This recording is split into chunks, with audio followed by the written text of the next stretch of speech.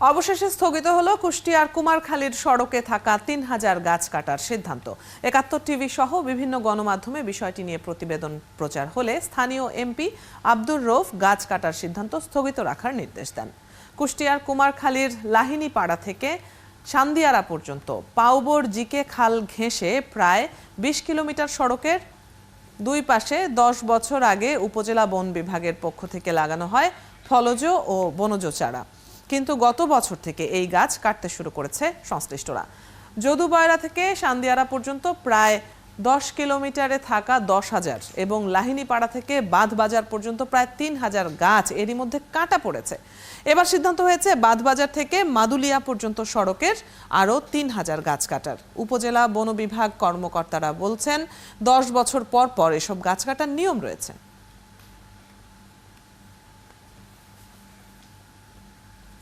এই প্রচন্ড গরমে অতিষ্ঠ হয়ে সোশ্যাল মিডিয়াতে অনেকেই বলছেন গাছ লাগানোর কথা। কেউ কেউ সত্যিকারের চেষ্টা করছেন, কেউ কেউ বলছেন বর্ষাকাল আসুক। কিন্তু এমন অবস্থায়ও কোনো কোনো এলাকায় চলছে গাছ কাটার অভিযান, যেগুলো সমালোচনার মুখেও পড়ছে। তবে খুব কি লাভ হচ্ছে তাতে? আর খুব কি জরুরি অন্য কোনো উন্নয়ন করতে এত এত গাছ কেটে ফেলা? কুষ্টিয়া সহ আরও কিছু এলাকার গাছ কাটা প্রসঙ্গে আলাপে যাব। আমাদের সাথে আছেন বাংলাদেশ পরিবেশ আইনবিদ সমিতি বেলার প্রধান নির্বাহী এবং সুপ্রিম কোর্টের আইনজীবী সৈয়দা রিজওয়ানা হাসান। স্বাগত জানাচ্ছি আপনাকে সংবাদ বিস্তারে। কুষ্টিয়ায় ৩,০০০ গাছ কাটার সিদ্ধান্ত আপাতত স্থগিত হয়েছে, যেটা আমরা খবরে জানছিলাম। যশোরে ইতিমধ্যেই কাটা পড়েছে অনেক গাছ, উপকূলীয় অনেক এলাকায় গাছ কাটা, এসব তো চলছেই। কোনোটা নিয়ে আলোচনা হচ্ছে, যেটি আমি শুরুতেই বলছিলাম, কোনোটা বিভিন্ন পরিবেশবাদী সংগঠনের প্রতিরোধের মুখে পড়ছে বা গণমাধ্যমের নজরে আসছে। এখন প্রশ্ন হলো, স্থানীয় প্রশাসন কি করে অনুমতি দিচ্ছে? এমন তো না যে তাপপ্রবাহ তারা টেরই পান না। যেসব উন্নয়নমূলক কাজের জন্য গাছ কাটা হচ্ছে, সেসবের বিকল্প কোনো ডিজাইন করার মতো কেউ কি নেই? অনেক ধন্যবাদ। এই গাছগুলো সামাজিক বনায়ন বলে সরকারের একটা কর্মসূচি আছে, এটার জন্য আলাদা বিধিমালা আছে। সেই বিধিমালার অধীনে গাছগুলো লাগানো হয়েছে। ওই বিধিমালা অনুযায়ী যেই প্রজাতির গাছ আপনি লাগান তার উপর ভিত্তি করে একটা নির্দিষ্ট সময়ের পর গাছগুলো কেটে ফেলা হবে, এবং কেটে ফেলে এইটার টাকাটা বন বিভাগ কিছু রাখবে, যারা গাছগুলো লাগিয়েছেন পরিচর্যা করেছেন তাদেরকে কিছুটা দেবেন, আর কিছুটা আবার যাবে হচ্ছে ট্রি প্ল্যান্টেশন ফান্ড বলে একটা ফান্ড আছে, সেই ফান্ডে, সেখান থেকে সরকার আবার গাছ লাগাবে। আমরা প্রথম থেকে বলে এসেছি যে যেখানে বনভূমির কথা আমি বলছি না, ভূমি অন্য বিষয়, যেখানে ফরেস্ট কাভার থাকার কথা 20%, মানে গাছগাছালি থাকার কথা 20%, সেখানে সরকারি হিসাব মতে আমাদের আছে 13%, আমার হিসাব মতে এটা 9%-এর বেশি না। সেইখানে এই সামাজিক বনায়ন বিধিমালার পরিবর্তন এনে এমন আইন করতে হবে যে গাছ কেটে আর উপকারভোগীকে টাকা দেওয়া হবে না। কারণ আপনি গাছগুলো আনছেনই তো আপনার সবুজের আবরণ ফিরিয়ে আনতে। এই যে দুইটা সড়কের পাশে যখন গাছগুলো কেটে ফেলা হবে, শুধুমাত্র উপকারভোগীদেরকে কিছু টাকা দেওয়ার জন্য এই সড়কটাকে আপনি বৃক্ষশূন্য করবেন? এই সড়কে চলাচলকারী পথচারীরা যারা আছে তারা ছায়া পাবে না? এই গাছগুলোতে আশ্রয় নেওয়া পাখিগুলো আশ্রয় হারাবে? এই সামাজিক বনায়নের বিধিমালাটাই একটা হচ্ছে ফল্টি জিনিস। বারবার আমরা সরকারকে বলে এসেছি যে এইটা পরিবর্তন করেন, যারা গাছ লাগাবে তাদেরকে অন্য বেনিফিট দেন, যেমন ফলের মালিক তারা হবে, ফল তারা বিক্রি করতে পারবে, তারা ওই ওই গাছগুলো থেকে জ্বালানি কাঠ কিছু নিয়ে সেগুলো তারা ব্যবহার করতে পারবে, গাছের পাতা তারা নিতে পারবে, কিন্তু কোনোভাবেই গাছ কাটা যাবে না। না, কিন্তু যেই যেই প্রসঙ্গটা আপনি তুললেন, সেখানে একটা প্রশ্ন আসতে পারে কিনা যে তাহলে গাছ যারা রোপণ করছেন, যারা পরিচর্যা করছেন, তারা কি পাবেন? বা তাদেরকে কি শুধুমাত্র সরকারি কোষাগার থেকেই টাকা দেওয়া হবে?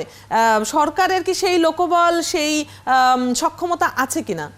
সেই উত্তরটা আমি দিয়ে দিয়েছিলাম, আপনি হয়তো শুনতে পাননি, যে তাদেরকে গাছের যে ফল, এখানে তো ফলজ গাছও লাগানো হবে, গাছের যে ফল সেই ফলটার পুরোটাই তারা আহরণ করবে। গাছে যদি মৌচাক হয়, মধু তারা আহরণ করবে, তারা জ্বালানি কাঠ সংগ্রহ করবে, কিন্তু তাদেরকে টাকা দেওয়া হবে না। এই যে টাকা দিয়ে বৃক্ষরোপণ এবং এই পরিচর্যা করার জন্য তাদেরকে যে গাছটা কেটে টাকা দিতে হবে, এই সাইকোলজি থেকে তাদেরকে বের করে আনতে হবে। উপকারভোগীদেরকে অনেকভাবেই উপকার দেওয়ার কিন্তু উপায় আছে।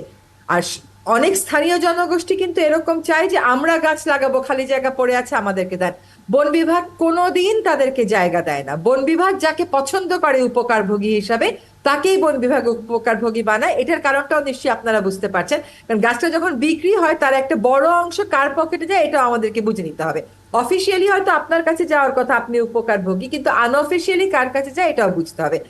এই সামাজিক বনায়ন বিধিমালা অবশ্যই একটা ভালো বিষয়।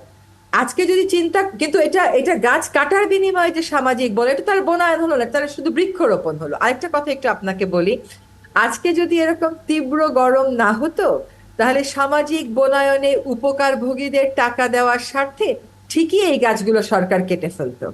তো বলে না মাঝে মাঝে যে ব্লেসিং ইন ডিসগাইজ, যে মানে একটা আবরণের মধ্যে দিয়ে আমাদের জন্য আশীর্বাদ আসে, এটা হয়তো সেই দৃষ্টান্ত যেখান থেকে অন্তত সরকার বুঝবে যে কত বড় বড় গাছ কেটে ফেলা হয় সামাজিক বনায়নে আচ্ছা, উপকারভোগীদেরকে এটা হচ্ছে যে যেটা সামাজিক বনায়নের অন্তর্গত যে গাছগুলো সেগুলো নিয়ে, কিন্তু সব গাছ প্রসঙ্গে যদি আসি, শুধু কাটা নয়, গাছ লাগানোর ক্ষেত্রেও পরিকল্পনা জরুরি কিনা? এই যে এক অধিদপ্তর 10 বছর আগে গাছ রোপণ করে, আরেক অধিদপ্তর সেই গাছ কাটার প্রকল্প নিয়ে আসে, এমনটা কেন হয়? সমন্বয়ের অভাবটা কোন জায়গায়? আর অপরিকল্পিত বনায়নের সমাধান নিয়ে কি কেউ আদৌ কাজ করছে কিনা?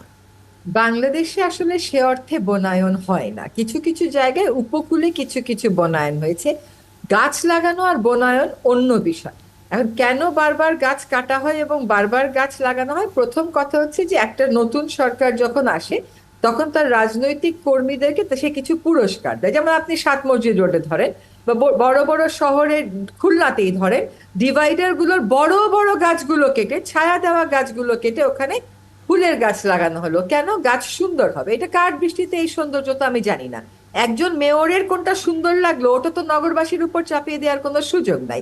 আরেকটা হচ্ছে বড় কথা, বাংলাদেশে বৃক্ষ কাটার জন্য কোনো আইন নেই। 2016 সালে ক্যাবিনেট একটা খসড়া নীতিগতভাবে অনুমোদন দিয়েছিল।